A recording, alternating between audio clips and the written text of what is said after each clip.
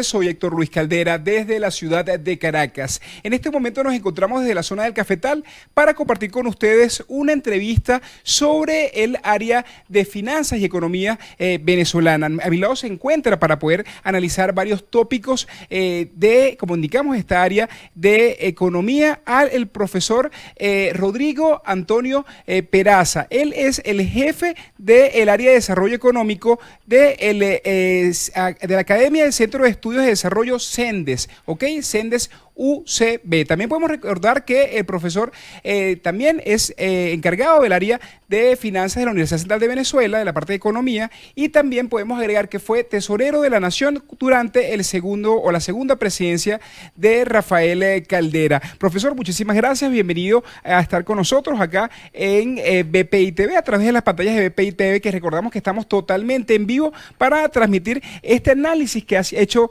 usted el día de hoy. Profesor, sin ir y sin más preámbulos, nosotros entendemos que usted hizo una investigación y usted tiene muchísima información sobre las estimaciones que hay para Venezuela durante este año, sobre todo en los ingresos que puede percibir Venezuela en medio de esta crisis, y una parte vital porque su experiencia ha estado relacionada con el área de hidrocarburos, el área de petróleo específicamente, debido a que estuvo en la parte de finanzas de la industria petrolera, es decir, que sabe lo que son los cálculos, las estimaciones en el área de petróleo. Profesor, ingresos petroleros para este año, ¿cómo se estima en Venezuela? ¿Cree que puedan caer? Realmente, ¿qué nos puede indicar o pronosticar? Efectivamente, la situación para Venezuela en materia de ingresos petroleros es dramática.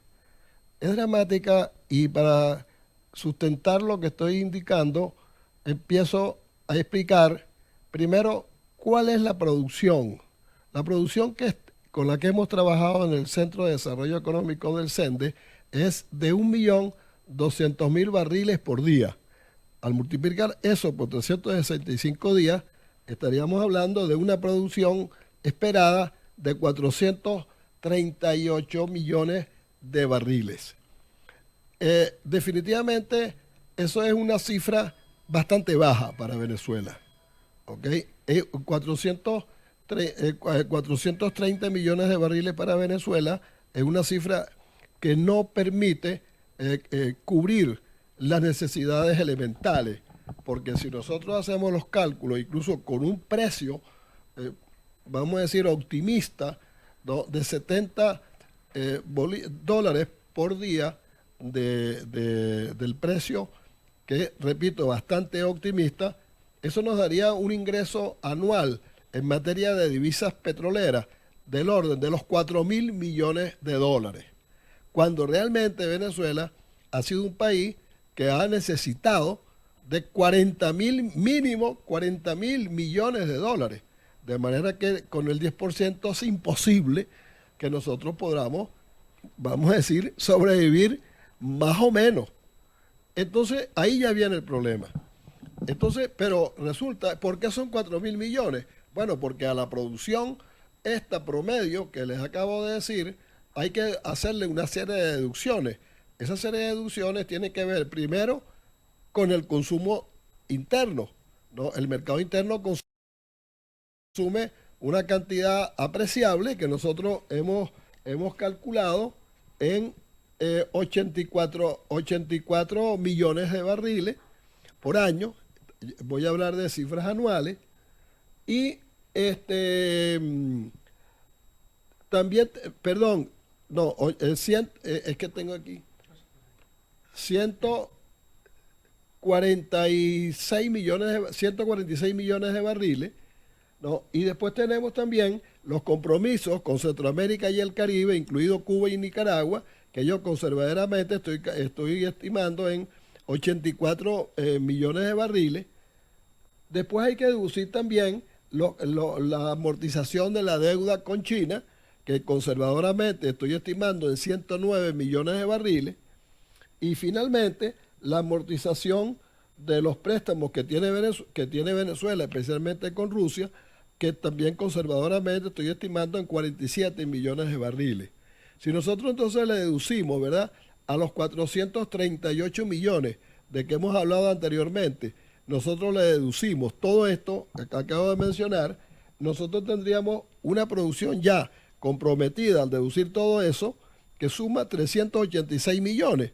Al restarlo de los 438 millones, nos da una producción disponible, o sea, lo que nosotros realmente podemos vender, lo que el profesor Maza-Zavala, en paz descanse, decía, la producción pagante, ¿verdad?, para obtener las divisas, que sería apenas de 52 millones de barriles. ¿Ok? Con esos 52 millones de barriles es que nosotros entonces tenemos que defenderlos. Y entonces, ahí es que viene, en un escenario que es bastante, digamos, posible, ¿no?, de $70 por barril para la cesta venezolana, ¿ok? $70 por barril, porque ustedes estiman que se va a mantener durante todo el año a $70 el precio del barril de petróleo venezolano. Sí, el precio del petróleo, en este momento, los marcadores internacionales, que son básicamente el BBWI y el Brent, ellos están por encima, pero lo que pasa es que la cesta venezolana es más pesada, porque es un promedio de crudos, y la cesta venezolana es más pesada. Entonces yo, conservadoramente, estoy estimando que la cesta venezolana de promedio de este año podría estar por el orden de los $70 por barril, que es conservador en el sentido de que probablemente a lo mejor no podemos hasta ni siquiera llegar, pero ok. Entonces, al hacer ese cálculo, ¿verdad?, es cuando al multiplicar la producción de la que disponemos para colocar en los mercados, ¿verdad?, y multiplicarlo por 70, es que da una cifra muy cercana a 4.000 millones de dólares. Y evidentemente 4.000 millones de dólares no financia pues prácticamente las necesidades más urgentes de Venezuela, no las podemos financiar con esos 4.000 millones de dólares, pero es que esos 4.000 millones de dólares también de ahí hay que sacar los pagos de la nómina de PDVSA, hay que sacar los pagos a los contratistas de PDVSA, a los suplidores en general de PDVSA. Por eso es que PDVSA no puede hacer inversiones, no puede hacer mantenimiento. Es más, y no quiero ser ave de mal agüero, pero PDVSA pudiera tener problemas para pagar su nómina. Y por eso, por supuesto, es que PDVSA tampoco puede pagar unos sueldos muy altos, porque primero está llena de gente, y segundo, cada vez que PDVSA y en general se aumentan los sueldos, es como echarle más gasolina a la hoguera que ya tenemos tremenda de la hiperinflación. Es decir, que usted estaba estimando más o menos, para poderlo traducir a las personas que nos están escuchando en este momento. Recordemos que estamos totalmente en vivo hablando con el profesor Rodríguez Peraza, que él también profesor de la UCB, economista de gran trayectoria, y que nos está analizando exactamente las estimaciones de ingresos petroleros para Venezuela durante este año. Profesor, cerrando un poco, usted nos está indicando que únicamente nosotros vamos a tener de ingreso, o usted nos está traduciendo, el 10% de lo que nosotros necesitamos. Es decir, que durante este año vamos a producir únicamente el 10% de lo que necesitamos. ¿Se traduciría entonces en eso? Sí, efectivamente, ¿no? Y eso, por eso es que las dificultades, pues, fiscales que tienen las autoridades son tremendas. Yo califiqué antes como dramáticas, ¿no? Porque si yo me pusiera del lado de ellos, estuviera, digamos, en la oficina de presupuesto, como alguna vez estuve, yo no sé qué haría. Claro, el gobierno lo que está haciendo simplemente es, con la maquinita del Banco Central, imprimiendo dinero inorgánico, cosa, bueno, que ya hemos visto cuáles son las consecuencias, y en la medida de que siga utilizando ese procedimiento, entonces la situación va a ser peor. Eso ya al principio del año todos los economistas lo estaban advirtiendo y decían, bueno, y estamos ya a la mitad del año, ¿y qué es lo que hemos visto? Lo que hemos visto es que todos los días la cosa es peor, y no hay solución de continuidad. Profesor, usted fue también gerente en área de finanzas de PDVSA durante, los años previos al año 99, también estuvo, como indicamos, en la Tesorería Nacional, tanto en la Tesorería de PDVSA como en la Tesorería Nacional. Ahorita estamos viendo a trabajadores públicos protestar. Inclusive trabajadores de PDVSA protestando, exigiendo aumentos de sueldo.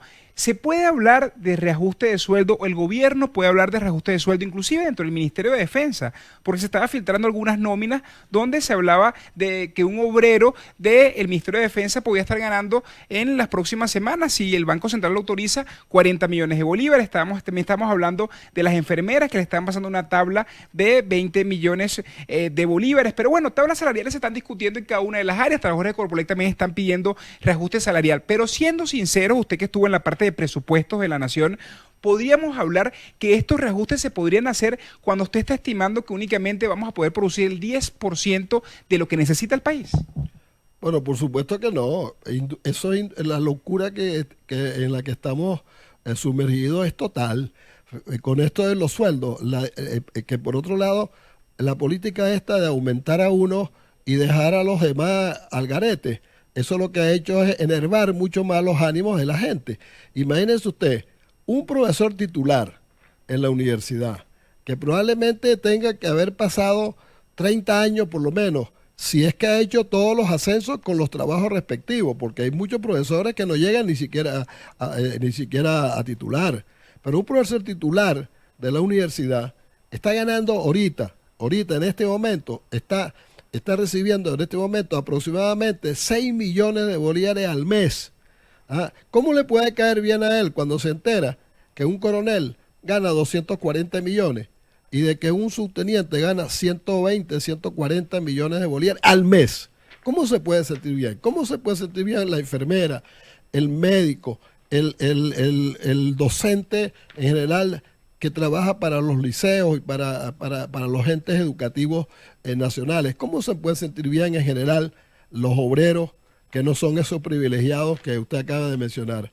Entonces, esto realmente tiene que, en algún momento, aquí tiene que ocurrir algo, porque la gente no va, ya de hecho la gente no aguanta, pero a lo mejor la gente vive con alguna esperanza, pero esa esperanza se va deshaciendo y deshaciendo ante una realidad tan dura y tan dramática como la que estamos viviendo día a día. Cuando ustedes estimaban presupuestos y se calculaba el gasto público, se calculaba quizás reajustes salariales, ¿era parecido el procedimiento para ajustar estos sueldos como se está haciendo en estos momentos que se están discutiendo las federaciones por un lado, los sindicatos como ves que está un poco revuelto, Corpolec por el oriente con unas exigencias, los médicos todos parados?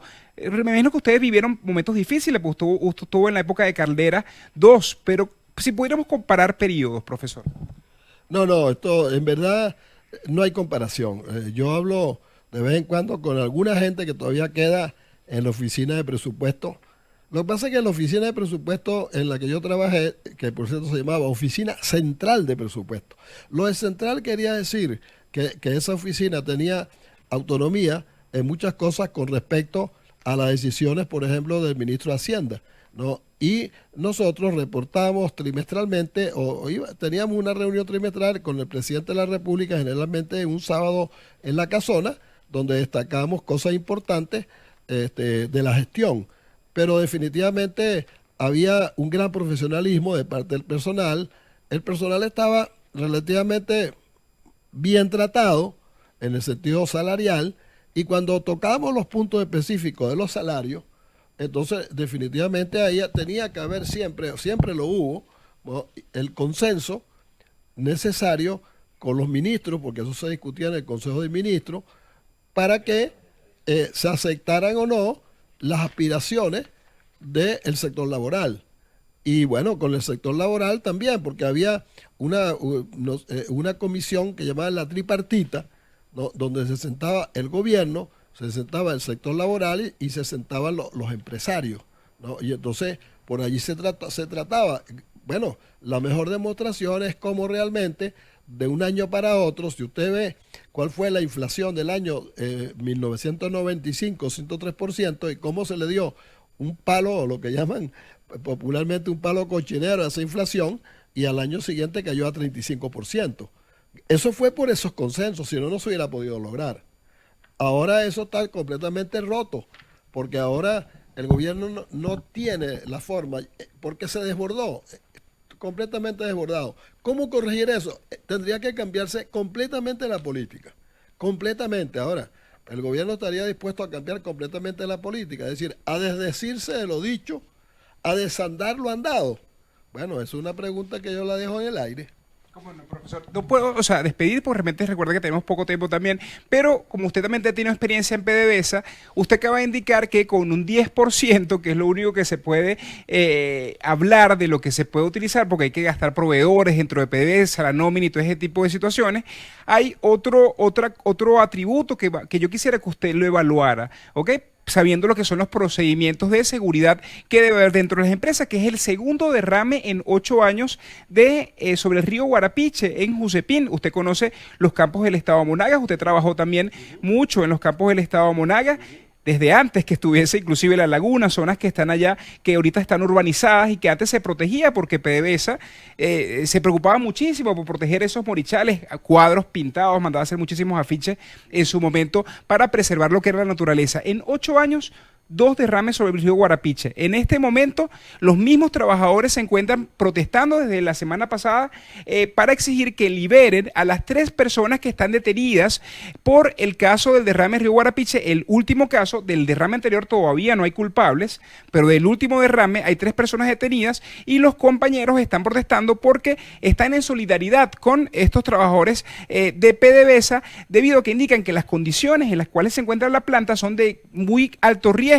Están solicitando a las autoridades que vayan a chequear la planta porque puede ocurrir otro derrame en el río Guarapiche y ellos no pueden responsabilizarse por la forma en que se encuentra dicha planta. Por eso los empleados están solicitando inclusive que vayan a inspeccionar las plantas en el estado de Monagas. ¿Usted conocía las plantas del estado de Monagas? ¿Sabía los mecanismos de seguridad industrial? ¿Usted vio derrames de ese tipo cuando estuvo en la empresa petrolera? Son 2 en 8 años que hay acá en el estado de Monagas. ¿Cómo usted está observando esto? Definitivamente nunca, ¿no?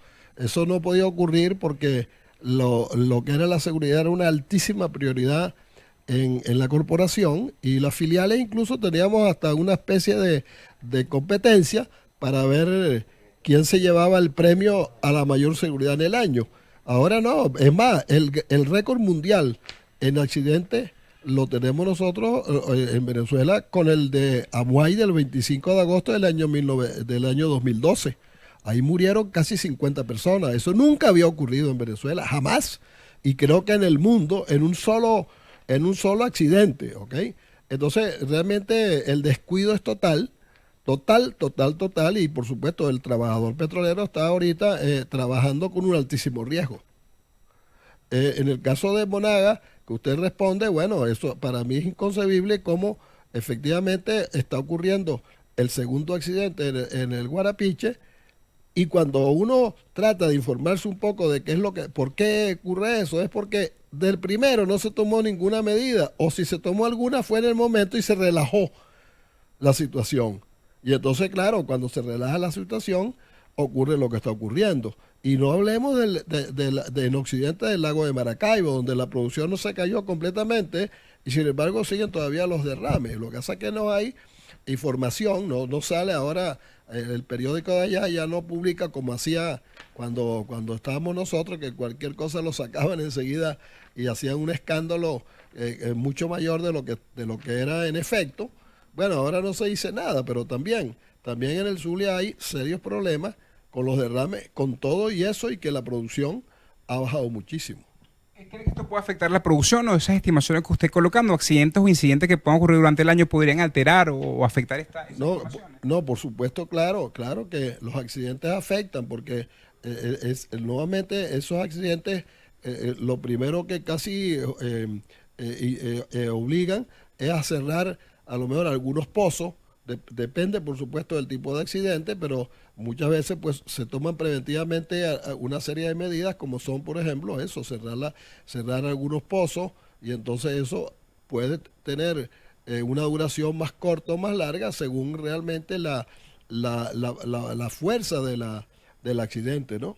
Profesor, ya hay para cerrar el llamado que hace el gobierno nacional, usted que estuvo también en el momento en el gobierno, si pudieran escucharlo en este momento, ¿qué le indicaría a las personas que tienen o ostentan en este momento el poder?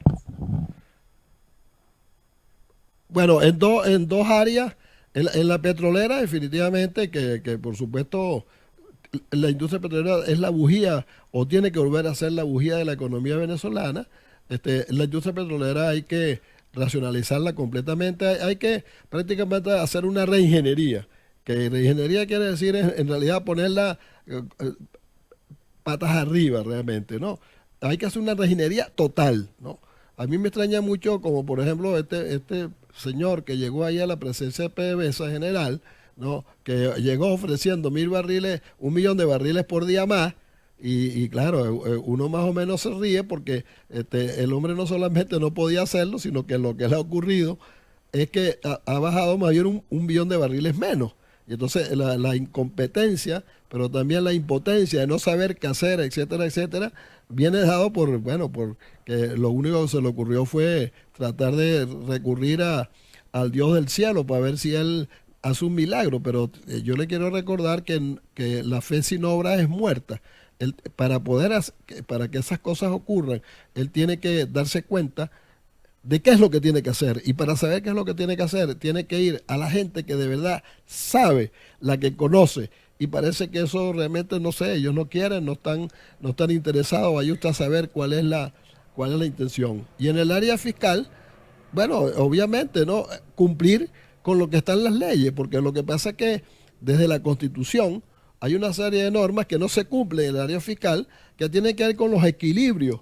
Tiene que haber un equilibrio fiscal, está en la ley, y ese equilibrio fiscal no existe por ninguna parte. Más bien lo que hay es un tremendo desequilibrio fiscal. Entonces, por ahí es que tiene que empezar. Ahora, también quiero aprovechar y decir que si el gobierno quisiera, aquí en Venezuela hay muchas instituciones que tienen propuestas, se han hecho propuestas, se han estudiado una serie de situaciones, se han hecho diagnósticos, etcétera, etcétera. Lo que el gobierno, si quisiera, tendría que buscarlo y tratar de escucharlo. Y entonces aquí están las universidades, estamos los centros de investigación, están los colegios profesionales, especialmente el de ingenieros, están las academias que han hecho no sé cuántas propuestas, está la conferencia episcopal también. Es decir, en Venezuela sí hay propuestas, pero claro, hasta ahora nos hemos encontrado con un gobierno que parece que tiene los oídos muy tapados.